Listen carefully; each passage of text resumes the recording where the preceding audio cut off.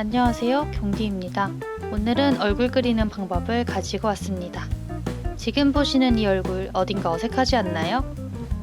오늘 강의를 보고 나시면 이렇게 조금 더 안정적인 얼굴을 그리실 수 있을 거예요. 먼저 얼굴에 대한 이해를 해야겠죠? 오늘은 외운다기보다 이미지만 익히시면 되니까 긴장 안 하셔도 돼요. 얼굴의 정면, 측면 골격을 간단히 그려볼게요. 3등분 된 기준선을 준비한 다음 3분의 2만큼 굴을 그려줍니다. 가운데 영역을 반으로 나눈 다음 눈구멍을 둥근 사각형 모양으로 그려주세요. 이때 각도가 조금 기울어져 있다는 것을 기억해 두세요.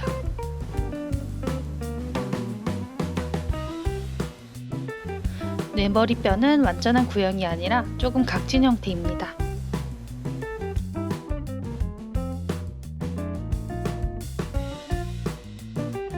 가장 아래에 아래턱 끝을 그려주신 다음 아래 영역의 중앙에 가로선을 긋습니다. 이 선은 치아가 맞닿는 부분이 됩니다. 눈구멍의 바깥 라인을 연장해 수직선을 그어서 턱뼈의 기준을 잡습니다. 측면은 약간 앞으로 나온 모양으로 그려주세요. 입술보다 좀 아래쪽으로 턱 라인을 그려줍니다. 그 다음은 위턱을 그려줄 차례인데요. 이렇게 자전거 손잡이를 그려주세요. 그 다음에 눈에 걸치도록 곡선을 그리고 코를 잡아줍니다. 측면에서 위턱은 이렇게 그려주시면 됩니다. 관자, 광대 라인 이렇게 구불구불 그려주시고요. 반대쪽도 똑같이 그려주세요. 코는 딱딱한 뼈와 연골로 나뉘어 있는데 여기 딱딱한 뼈 그려주시면 돼요. 아래턱에 U자도 그려주시면 끝! 여기는 치아가 들어가는 자리. 측면도 관자와 광대 라인 이렇게 있고요. 아래턱 모양을 다듬어서 마무리해주세요. 여기 턱끝 모양 유의해주세요. 옆에서 보시면 여기 미간뼈가 톡 튀어나와 있습니다. 코 구멍 자리 잡아주시고 위에 또 코뼈를 그려주시면 끝! 여기에 연골이 들어가는 자리입니다. 완성! 외운다기보다 눈에 익혀두시면 좋습니다. 뒤통수는 간단히 그냥 호빵을 하나 그리시고요. 정면을 그렸듯이 아래턱 라인을 그려주시고 위턱과 코를 그려주시면 끝입니다. 요것을 바탕으로 이미지를 머릿속에 잘 담아두시고 도형화 및 스케치는 그냥 마음이 가는 대로 하시면 될 것 같아요.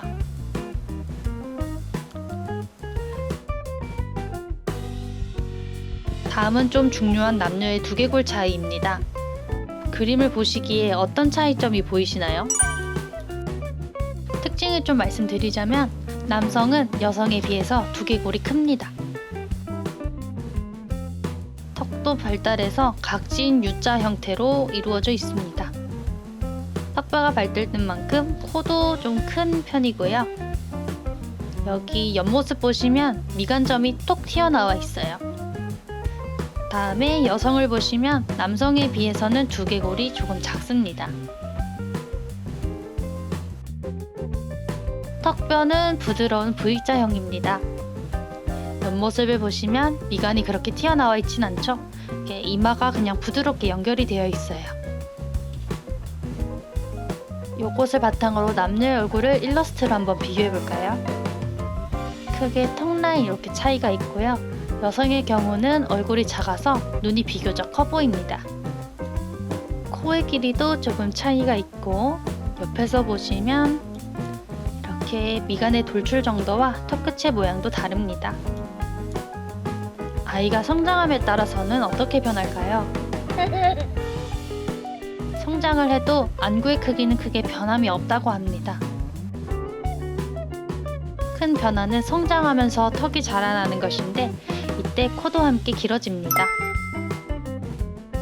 이것은 사람이 성장하고 성숙하는 과정을 보여주는 지표가 되죠. 다음은 이목구비 그리는 법을 간단히 보여드릴게요. 먼저 눈입니다. 보시면 우리가 보통 알고 있는 눈 모양이죠. 그런데 얼굴이 회전할 때 눈을 그리기 어려워하시는 분들 되게 많더라고요. 잘못된 예를 좀 보여드리자면 이렇게 보면 시선이 조금 어색해 보이죠? 이렇게 그리시면 안 됩니다. 양쪽 눈 다 틀렸지만 일단 한쪽 눈만 한번 고쳐볼게요. 측면으로 틀면은 눈도 이렇게 입체적으로 따라 돌아야 합니다. 뒤에 이어지는 내용 봐주세요. 이해를 돕기 위해서 안구의 측면을 준비했어요. 눈은 두께감이 있는 눈꺼풀로 덮여져 있습니다. 아래쪽도 마찬가지.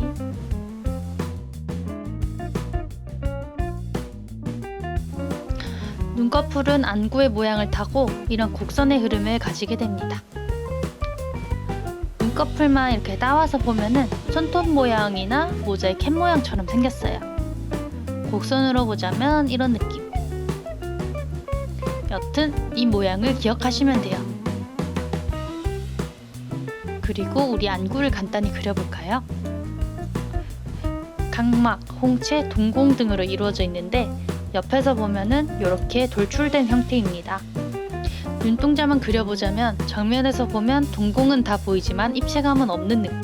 측면에서 보면은 각막에 입체감이 보이고 동공은 납작한 바닥에 붙은 느낌이에요.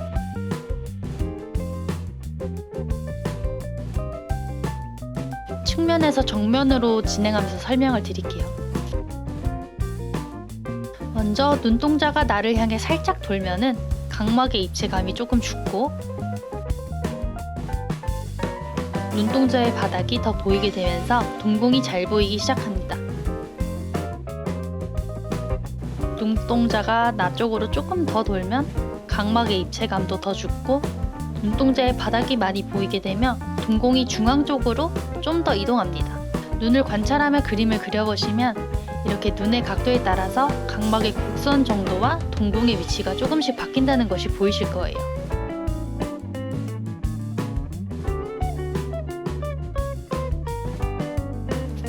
이 원리들을 가지고 눈꺼풀도 한번 그려볼게요.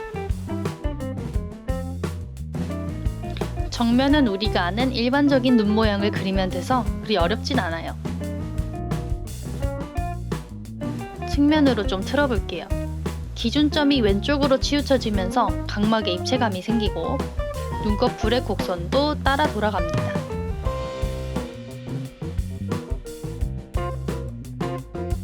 측면으로 더 돌면 곡선도 따라서 더 돌아가겠죠? 눈꺼풀의 곡선도 확 틀어주시면 돼요.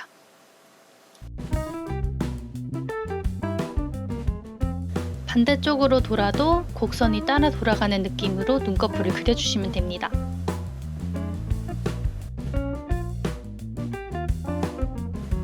눈 관련으로 혹시 두 그림의 차이가 보이시나요?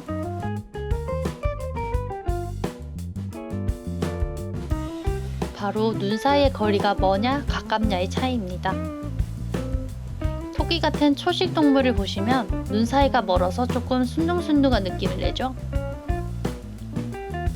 고양이 같은 육식 동물은 비교적 눈 사이가 가까우면서 강한 인상을 줍니다.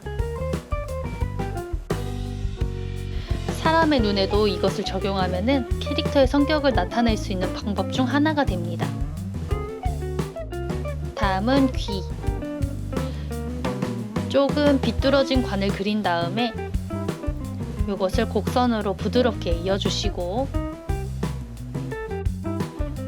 하나, 둘, 넷, 넷 이렇게 곡선을 그으면 끝! 다음은 코입니다. 코를 세모지게 도형화한 다음에 콧망울 하나, 콧볼 2개의 위치를 잡아준 다음에 적절히 이어주시면 끝이에요. 사진 자료 관찰은 필수입니다.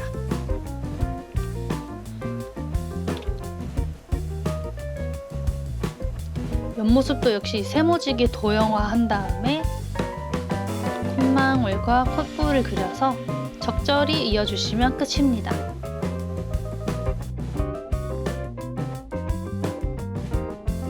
마지막 입술이에요. 가운데 동그라미, 양쪽에 날개, 아래에 홀을 그려서 반으로 쪼개줍니다.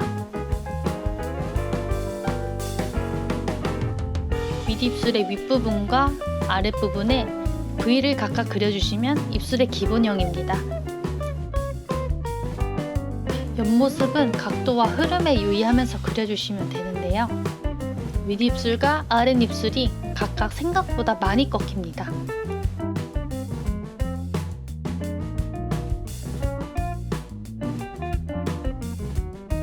이런 흐름으로 그려주시면 됩니다. 자료를 보면서 빛이 어디 맺히는지도 한번 관찰해보세요.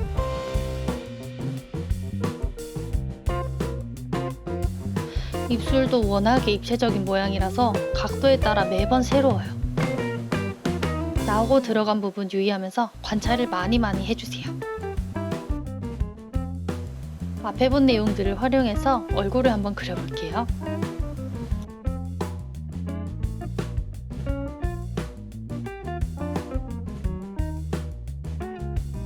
비율과 모양을 잘 익혀서 활용을 하시면은 디즈니풍이나 애니풍처럼 변형을 많이 해서 그리셔도 어색하지 않습니다.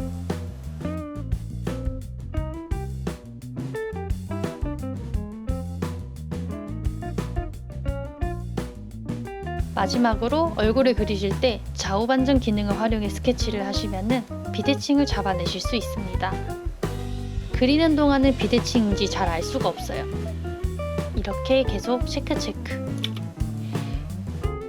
어색한 부분이 있으면 수정을 해주시면서 작업을 이어나가시면 돼요. 저는 특히 정면을 그리는 걸 진짜 어려워하는데요. 얼핏 보면 뭐가 문제지? 라고 하실 수도 있지만 이렇게 좌우 반전을 하는 순간 엄청난 비대칭을 확인하실 수 있습니다. 하하.